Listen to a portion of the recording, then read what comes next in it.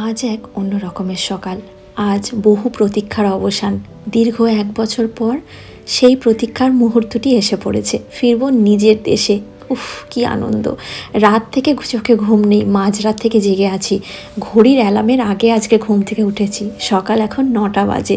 ভোর 4টের আগে ঘুম থেকে উঠে পড়েছি। আজ আর চোখে ঘুম ধরছে না। মনে হচ্ছে সমস্ত ক্লান্তি ভেঙে সোজা পৌঁছে যাব নিজের দেশে। সেই মতনই আমরা সকাল সকাল 9টা নাগাদ বেরিয়ে পড়েছি বাড়ি থেকে। আজকের ওয়েদারটা অন্য দিনের তুলনায় একটু ভালো, কিন্তু প্রচণ্ড ঠান্ডা। তাপমাত্রা বলছে -4 ডিগ্রি। বাড়ির কাছে নীল এরিকসন টার্মিনালটায় যখন পৌঁছলাম, ঠিক ঠিক করছে মানুষ, কারণ 25শে ডিসেম্বরের ছুটি শুরু হয়ে গেছে এদেশে। আর সকলেই বেরিয়ে পড়েছে ভেকেশানে অথবা নিজের পরিবারের উদ্দেশ্যে।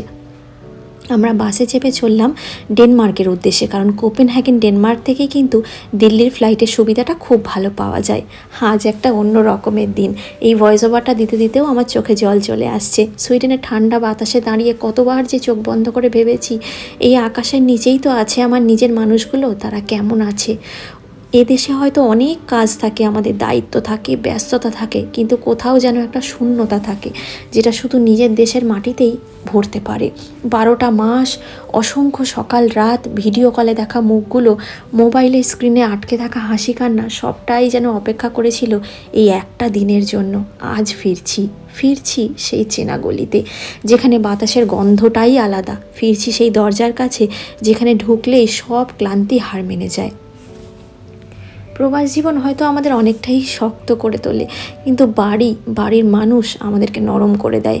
আজ বুঝছি সফলতা শুধুমাত্র বিদেশ জীবনের আলোতেই নয়। সফলতা হলো দীর্ঘ 1টা বছর পর নিজের মানুষদের বুকে ফিরে আসা।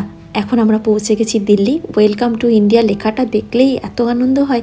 দিল্লিতে নেমে ঘন্টা 2-এর ওয়েটিং টাইম ছিল, তারপরে আবার সেম ক্যারিয়ার ছিল এয়ার ইন্ডিয়ার ফ্লাইট, সেটা চেপে আমরা পৌঁছালাম কলকাতায় নেমে আমি আর রেকর্ড করার মতন অবস্থায় ছিলাম না। শরীরে তো ক্লান্তি আছেই, সাথে মায়ের চোখের জল, ভাইয়ের আনন্দ।